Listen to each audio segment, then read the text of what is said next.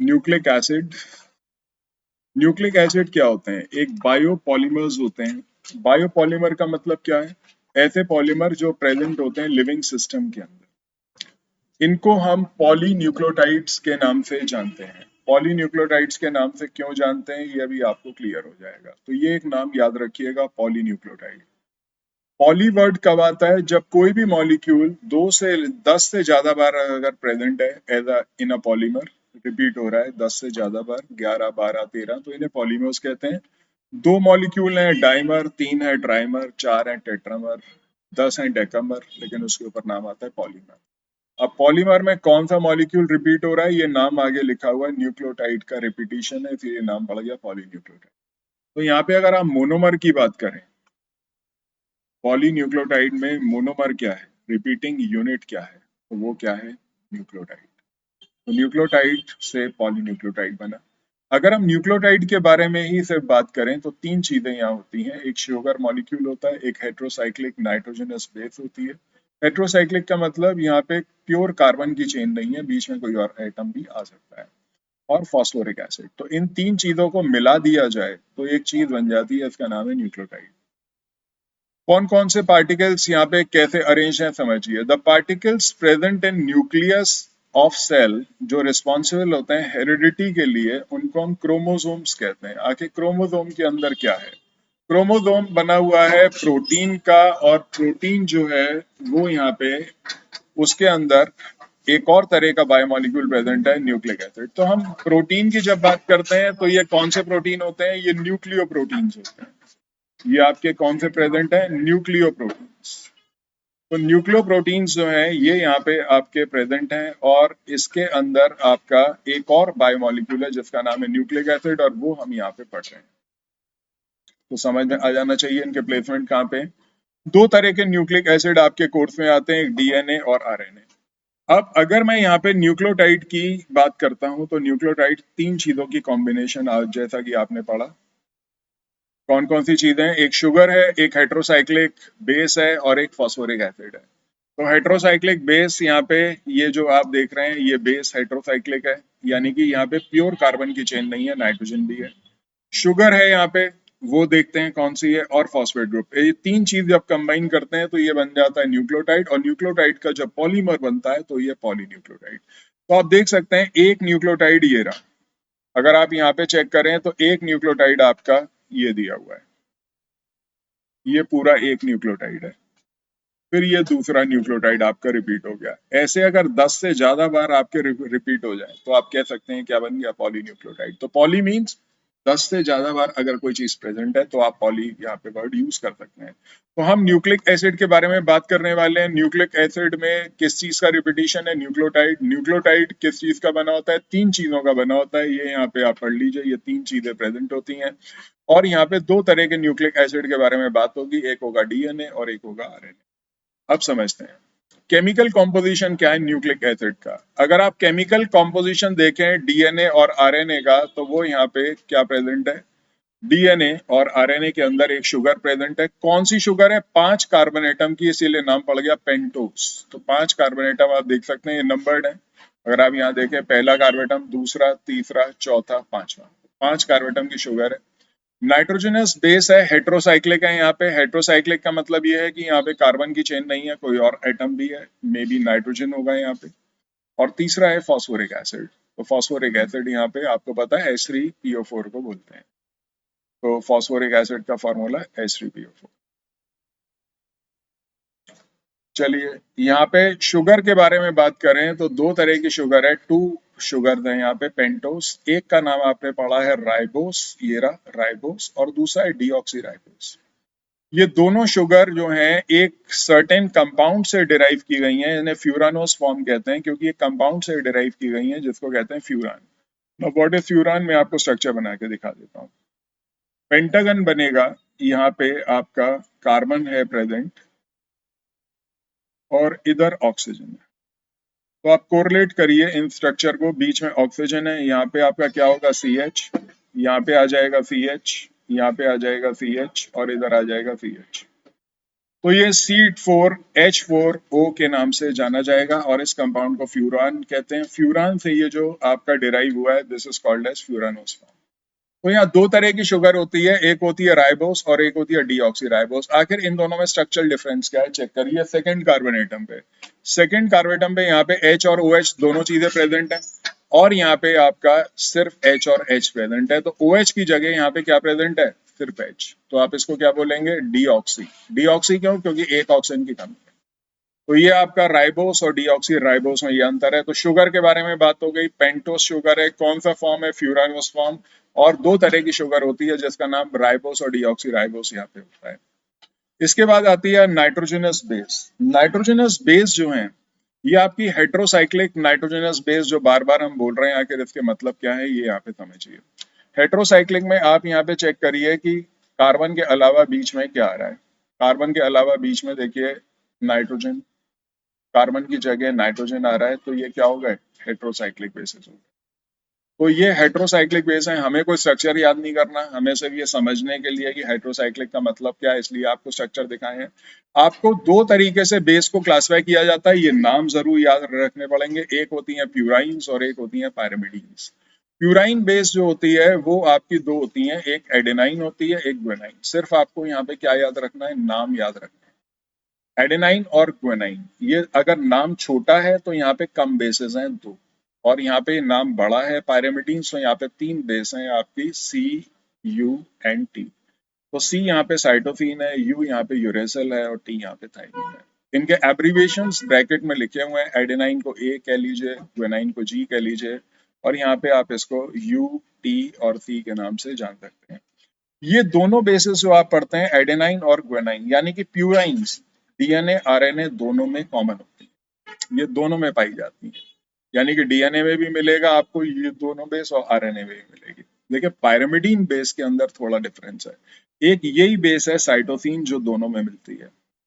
Thymine base सिर्फ DNA में मिलती है, आरएनए में नहीं मिलती। ये क्वेश्चन बहुत आता है, name the nitrogenous base which is not present in RNA. Thymine, और ये से आरएनए में होती है, डीएनए में नहीं होती। तो यूरेसिल जो है, इन दोनों के सब्स्टिट्यूशन चलता है। तो अगर देखा जाए कि यहाँ पे आरएनए में कौन सी बेसिस हैं, अगर ये हमें पता करना है, तो आरएनए और डीएनए।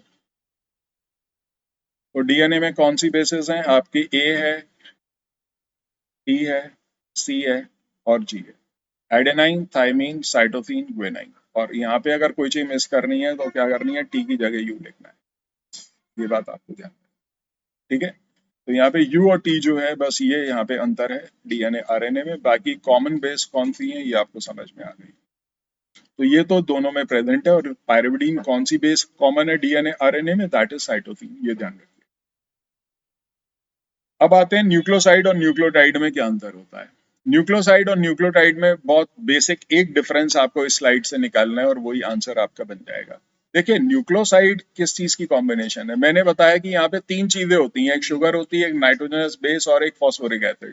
तो अगर आप यहाँ पे सिर्फ शुगर और बेस की कॉम्बिनेशन लेते हैं तो आप इसको क्या बोलते हैं, न्यूक्लियोसाइड। और अगर आप यहाँ पे शुगर बेस और फॉस्फेट की कॉम्बिनेशन लेते हैं तो क्या बोलते हैं, न्यूक्लियोटाइड। ये ही सबसे बड़ा अंतर है। अगर आपसे एक डिफरेंस यहाँ पे बोला जाए लिखने को न्यूक्लियोसाइड और न्यूक्लियोटाइड के बीच में बताइए, तो यहाँ पे शुगर बेस और यहाँ पे शुगर बेस एंड फॉस्फेट आपको बोलना है। तो ये डेफिनेशन है, nucleoside contains only two basic components, that is nucleic acid के अंदर पेंटोस शुगर है और नाइट्रोजनस बेस है। और न्यूक्लियोटाइड के अंदर तीनों कंपोनेंट्स हैं, फॉस्फोरिक एसिड भी है, पेंटोस शुगर भी और नाइट्रोजनस बेस भी है। चाहे आप डायग्रामेटिक समझिए चाहे डेफिनेशन से समझिए। अब मैं आपको स्ट्रक्चर भी ये सिखा देता हूँ, हालांकि स्ट्रक्चर बनाने को नहीं आएगा लेकिन समझने के लिए। देखिए ये शुगर है जिसको पेंटोस शुगर पीछे पढ़ा था हमने, और यहाँ पे आप देख सकते हैं ये पहला कार्बन एटम और बेस के नाइट्रोजन के बीच में जो बॉन्ड है उसका नाम ग्लाइकोसिडिक बॉन्ड होता है। ये नाम जरूर याद रखिएगा कि शुगर और बेस के बीच में जो बॉन्ड है वो कौन सा है, ग्लाइकोसिडिक बॉन्ड यहाँ पे कहा जाता है।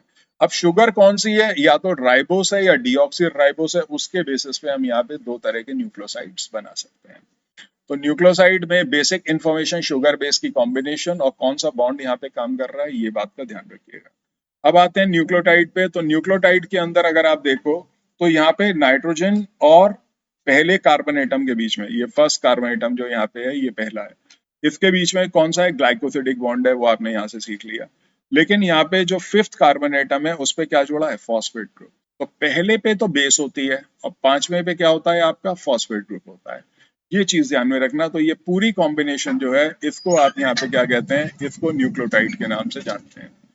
तो अगर आप इसको शुगर और बेस के साथ फॉस्फेट जोड़ दें से PO4, तो आपको क्या मिल जाएगा, आपको न्यूक्लियोटाइड मिल जाएगा। तो दोनों में बेसिक अंतर किसका है, फॉस्फेट ग्रुप यहाँ पे प्रेजेंट है और यहाँ पे मिसिंग है।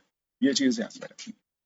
आगे बढ़ते हैं। एक डिफरेंस आपको यहाँ से समझ में आ गया, अब दो डिफरेंस भी आए हैं तो आप दो भी याद कर सकते हैं, बट एक ही पूछते हैं। अब हमने न्यूक्लियोटाइड समझ लिया क्या होता है, हमने ये समझ लिया न्यूक्लियोटाइड क्या होता है। पीछे हमने सबसे पहले क्या पढ़ा था, ये पॉलीन्यूक्लियोटाइड्स होते हैं। आखिर ये जुड़ते कैसे हैं, न्यूक्लियोटाइड कैसे कंबाइन होते हैं, क्या बॉन्ड बनता है, उसको मैं स्ट्रक्चरली आपको समझा रहा हूँ। यहाँ कोई भी स्ट्रक्चर आपको बनाने या याद रखने नहीं है। ये देखिए, ये एक न्यूक्लियोटाइड है जिसमें फॉस्फेट, शुगर और बेस है। यहाँ पे ये दूसरा न्यूक्लियोटाइड है, फॉस्फेट, शुगर और बेस है। इसमें कैसे कंबाइन करते हैं जरा ये यहाँ पे चेक करिए। देखिए, 3rd कार्बन एटम ये रहा और 5th कार्बन एटम ये रहा और फॉस्फेट ग्रुप ये रहा। अब आप देखिए, 3rd कार्बन एटम, ये 5th कार्बन एटम है और बीच में क्या आ रहा है, फॉस्फेट। इसका नाम याद रखिएगा। ये कौन सी लिंकेज है, फॉस्फोडाइस्टर। तो जो यहाँ पे दो न्यूक्लियोटाइड्स को कनेक्ट करता है जो बॉन्ड, वो फॉस्फोडाइस्टर लिंकेज है, और जो बॉन्ड कार्बन और बेस को कनेक्ट करता है वो ग्लाइकोसिडिक बॉन्ड। ये दो डिफरेंस यहाँ पे समझ में आने चाहिए। फॉस्फोडाइस्टर लिंकेज क्या होता है, ये दो न्यूक्लियोटाइड्स के बीच में प्रेजेंट है, और यहाँ पे बेस और पहले कार्बन एटम के बीच में जो है वो आपने पीछे क्या पढ़ा, ग्लाइकोसिडिक बॉन्ड के नाम से जाना जाता है। फिलहाल अगर आप इसको नहीं भी याद रखें चलेगा, आप इसको मत भूलना, क्योंकि कौन सा बॉन्ड है, कौन सी लिंकेज है जो दो न्यूक्लियोटाइड्स के बीच को इंटरकनेक्ट करती है या पाई जाती है, वो कहाँ है, वो आपका कहलाता है ये फॉस्फोडाइस्टर लिंकेज। तो आप यहाँ देख सकते हैं एक न्यूक्लियोटाइड है, एक न्यूक्लियोटाइड के साथ साथ n न्यूक्लियोटाइड या फॉस्फोडाइस्टर लिंकेज से कनेक्टेड है। और फॉस्फोडाइस्टर लिंकेज किसके बीच में है, दो शुगर के बीच में, शुगर फॉस्फेट, ये रिपीटिशन चलता रहेगा। इस रिपीटिशन को और आसान कर लेते हैं। 3rd कार्बन एटम और 5th कार्बन एटम के बीच में ये प्रेजेंट है, तो देखिए इसको बहुत आसानी से ऐसे बना दीजिए, 3rd और 5th, ये आपके दो अलग अलग क्या हो गए, न्यूक्लियोटाइड। देखिए न्यूक्लियोटाइड में क्या है, फॉस्फेट ग्रुप है, शुगर है और आपका बेस है। तो शुगर आप ये लाइन मान लीजिए जिसका तीसरा और पांचवा कार्बन एटम मैंने कनेक्ट किया हुआ है, और ये बेस मान लीजिए ACTG, जो यहाँ पे ये बेस आपका प्रेजेंट है। ये बहुत सिंपल डायग्राम है जिसमें आप 3-5 कॉम्बिनेशन से, ये क्या है, ये बैकबोन है किसकी, डीएनए आरएनए। ये डीएनए आरएनए जो कनेक्ट हो रहे हैं यहाँ पे दो न्यूक्लियोटाइड्स, उसकी बैकबोन है जिसे हम 3-5 लिंकेज के नाम से जानते हैं। तो जो डायग्राम आपको सही लगे उसको समझ लीजिए और इसको अच्छे से, फॉस्फोडाइस्टर लिंकेज क्या होता है इसको जरूर ध्यान में रखिएगा। इसके बाद आता है कि डीएनए के जो स्ट्रैंड्स हैं क्या ये कॉम्प्लीमेंट्री होते हैं या एक जैसे आइडेंटिकल होते हैं। मान लीजिए एक स्ट्रैंड डीएनए का आप यहाँ पे देख रहे हैं, एक स्ट्रैंड डीएनए का, लेकिन दूसरा स्ट्रैंड जो डीएनए का है वो यहाँ पे क्या कॉमन होगा। तो एक बात तो पक्की है कि यहाँ पे शुगर तो डीएनए के अंदर डीऑक्सीराइबोस होगी और फॉस्फेट भी होगा। तो ये बैकबोन जो है ना, ये तो आपकी सेम रहेगी। तो वेरी क्या कर रहा है, वेरी कर रहा है ACG और T। अब आप यहाँ पे इस डायग्राम में देखो, अगर एक स्ट्रैंड में G है तो सामने क्या है, C है। अगर एक स्ट्रैंड में A है तो सामने क्या है, T है। अगर यहाँ T है तो सामने A है। तो बेसिस यहाँ पे अलग अलग है। तो two strands of double bonds are complementary and not identical. अगर मैं यहाँ पे दो स्ट्रैंड्स बिल्कुल यहाँ पे बनाने की कोशिश करता हूँ, एक स्ट्रैंड ये रहा डीएनए का और एक स्ट्रैंड ये रहा, और यहाँ पे प्रेजेंट बेस है A, यहाँ पे है T, यहाँ पे है C और यहाँ पे है G। तो सामने वाले उसमें क्या होगा, A के साथ पेयर अप करेगा T के साथ करेगा A के साथ C के साथ करेगा G और G के साथ करेगा C। तो आप ये देख लीजिए कि यहाँ पे दो, ये सामने वाला स्ट्रैंड है और ये आपका पहला स्ट्रैंड है, ये दोनों कॉम्प्लीमेंट्री हैं, आइडेंटिकल नहीं है। तो पहले तो ये समझिएगा कॉम्प्लीमेंट्री क्यों है। कॉम्प्लीमेंट्री बनाने के लिए आपको बेस सीक्वेंस जो है वो आपको सामने वाले का और आपको डिसाइड करना पड़ता है, और उसके लिए हम प्रिंसिपल यूज करते हैं जिसका नाम है base pairing principle. The base sequence एक स्ट्रैंड का फिक्स होता है कि दूसरे स्ट्रैंड में किसके साथ पेयर अप करेगा। आखिर ये कैसे डिसाइड हुआ कि A T के साथ करेगा, T A के साथ करेगा, C G के साथ करेगा, G और C के साथ करेगा, तो इसके बारे में नीचे यहाँ पे बताया हुआ है। The base pairs of two strands are link together through hydrogen bond, इनके बीच में हाइड्रोजन बॉन्ड होता है दो बेसिस के बीच में, नाइट्रोजन बेस होती है, इनमें हाइड्रोजन बॉन्ड पॉसिबल है क्योंकि नाइट्रोजन एक ऐसा एलिमेंट है जो हाइड्रोजन बॉन्ड बना सकता है ऑक्सीजन और फ्लोरीन के अलावा। तो ए और टी के बीच में दो हाइड्रोजन बॉन्ड होते हैं, ए और टी या टी और ए के बीच में दो हाइड्रोजन बॉन्ड है, सी और जी के बीच में तीन हाइड्रोजन बॉन्ड होते हैं। तो ये बात ध्यान रखिएगा, इस तरफ जी है, सी है, तीन हाइड्रोजन बॉन्ड, और ए और टी के बीच में दो हाइड्रोजन बॉन्ड होते हैं। The critical point of Watson-Crick model is that hydrogen bonding can occur between specific bases. जो हाइड्रोजन बॉन्ड यहाँ दो बॉन्ड बना रहा है यही बेसिस बना सकते हैं, तीन ये ही बना सकते हैं, क्योंकि आपने देखा पीछे नंबर ऑफ नाइट्रोजन एटम्स यहाँ पे वेरी कर रहे हैं बेसिस के अंदर, तो वो डिसाइड करते हैं कि क्या कौन किसके साथ पेयर अप करेगा और इनका स्ट्रक्चर डिसाइड करता है। तो यहाँ पे यही चीज इधर बताई हुई है। A purine base of one strand is paired only with pyrimidine base of other. अब प्यूराइन बेस आपने कौन सी पढ़ी है, दोबारा इस पे आते हैं। प्यूराइन बेस आपने पढ़ी है ए, और वो किसके साथ पेयर अप कर रही है, पायरिमिडीन बेस टी के साथ, और यहाँ पे जी जो है वो किसके साथ पेयर अप कर रहा है, यहाँ पे ये आपका सी के साथ, तो ये साइटोसिन के साथ। तो एक प्यूराइन बेस दूसरी पायरिमिडीन बेस के साथ पेयर अप कर रही है, तो ये हमें यहाँ पे समझ में आ गया। तो purine base of one strand is always paired with the pyrimidine base of other. तो यहाँ पे ये अगर देखा जाए जी क्या है आपका, प्यूराइन बेस है, और साइटोसिन क्या है, पायरिमिडीन बेस है। यहाँ पे आप देख सकते हैं एडेनोसिन प्यूराइन बेस है, और ये थाइमिन क्या है, पायरिमिडीन बेस है।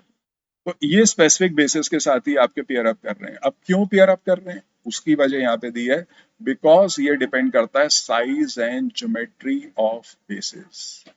अगर आपसे कोई पूछे कि बताइए ये इन्हीं के साथ पेयर अप जो कर रहे हैं, उसका रीजन फिर यहाँ पे है साइज और ज्योमेट्री के बेसिस पे। तो ग्वेनाइन किसके साथ, साइटोसिन के साथ तीन हाइड्रोजन बॉन्ड बना रहा है, एडेनाइन थाइमिन के साथ दो हाइड्रोजन बॉन्ड बना रहा है। एक क्वेश्चन कई बार आता है कि अगर हम हीट करें डीएनए के मॉलिक्यूल को तो क्या होगा, उसका आंसर समझ लीजिए।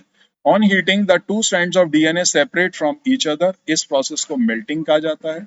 अगर हम कूल करते हैं तो वापस ये दोबारा से पेयर अप हो जाएगा, हाइड्रोजन बॉन्ड दोबारा बन जाएगा, तो इसे कहते हैं एनीलिंग।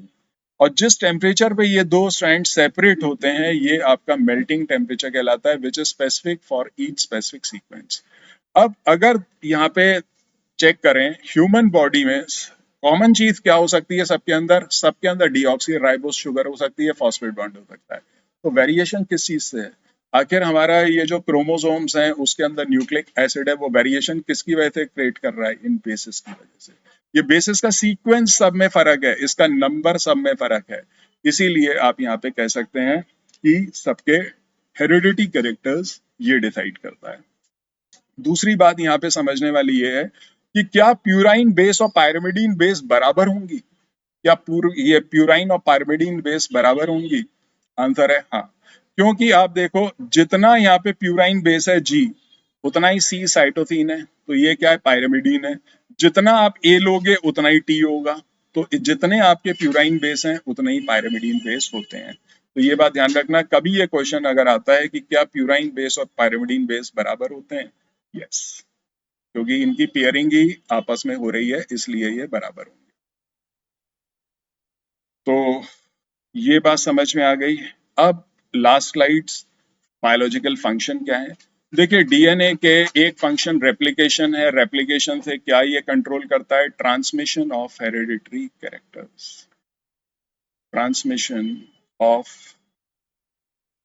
Hereditary characters. तो रेप्लिकेशन से क्या मतलब है कि डीएनए के मॉलिक्यूल के अंदर अपनी आइडेंटिकल कॉपीज बनाने की जो कैपेबिलिटी है सेल डिवीजन के थ्रू, माइटोसिस सेल डिवीजन होता है और इसे रेप्लिकेशन कहते हैं। तो ये देखिए ये दोनों ओल्ड स्ट्रैंड हैं, ए टी के साथ पेयर अप है और टी ए के साथ आप बेस पेयरिंग आप समझ गए हैं। लेकिन जब ये स्ट्रैंड अलग अलग होते हैं किसी भी प्रोसेस से, एंजाइमेटिक अलग कर सकते हैं एंजाइम के थ्रू या टेम्परेचर के थ्रू, आप कैसे भी करिए, जेनेटिक इंजीनियरिंग के थ्रू करिए, सेपरेट जब आप करेंगे तो यहाँ पे दूसरे बेसिस अपने आप पेयर अप होनी शुरू हो जाएंगी। सी के साथ क्या पेयर अप होगा, जी, ए के साथ टी, और एक ये नया स्ट्रैंड बनना शुरू हो जाएगा। तो ओल्ड स्ट्रैंड के कॉम्प्लीमेंट्री नया स्ट्रैंड बन गया, यहाँ पे भी ओल्ड स्ट्रैंड के कॉम्प्लीमेंट्री नया स्ट्रैंड बन गया, तो दो डीएनए के यहाँ पे पार्टिकल्स आपके मिल गए जो कि एक नए सेल को डेवलप अप कर सकते हैं। इसीलिए हेरिडिटरी कैरेक्टर्स जो ट्रांसमिट होते हैं वो आपके सेम रहते हैं, क्योंकि जो ऊपर था वही बेसिस यहाँ पे नीचे भी प्रेजेंट है। दूसरा इंपॉर्टेंट फंक्शन जो होता है यहाँ पे डीएनए का, वो होता है प्रोटीन सिंथेसिस। देखिए हमारी बॉडी में करीब करीब 10 लाख से भी ज्यादा तरह के प्रोटीन होते हैं।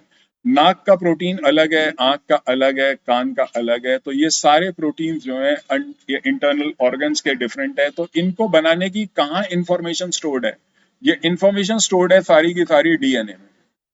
तो all the proteins are synthesized by आपका RNA molecule in the cell, but the message for synthesis of particular protein DNA के अंदर कोडेड है।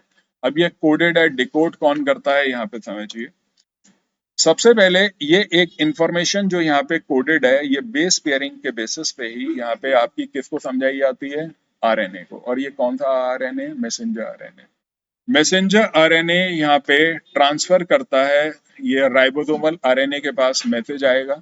राइबोसोम आपने पता होगा सेल ऑर्गेनील्स होते हैं, जब प्रोटीन सिंथेसिस होती है तो उसके अंदर जब मैसेज आएगा तो वहां पे क्या होगा? राइबोसोमल आरएनए ट्रांसफर आरएनए को बोलेगा कि आप जितने भी एमिनो एसिड साइटोप्लाज्म में है जो इस सीक्वेंस में एक पर्टिकुलर प्रोटीन को बनाने को चाहिए, उनको अरेंज करिए। तो बेसिक समझने के लिए 1 2 3 4 5 इन्होंने लिख दिया। अगर आप 3 को पहले अरेंज कर देते हैं, 2 को बाद में करते हैं, एक नया प्रोटीन बन जाएगा। ये बात ध्यान रखना।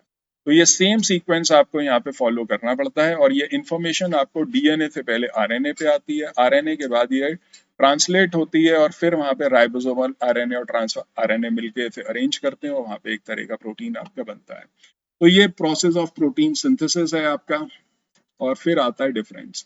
यहाँ पे आपको 2 डिफरेंस या 3 डिफरेंस आपको किस बेसिस पे समझने चाहिए? क्वेश्चन क्या आता है? क्वेश्चन आता है give 1 2 structural difference between DNA and RNA. तो मैं पहले स्ट्रक्चरल डिफरेंस की बात कर लेता हूँ।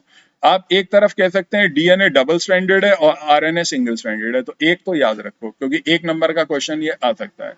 दूसरा जो डिफरेंस है वो ये है, डीएनए में कौन सी शुगर प्रेजेंट है? Deoxy ribose. आरएनए में कौन सी है? राइबोस। तो ये तो हो गए आपके स्ट्रक्चरल डिफरेंस।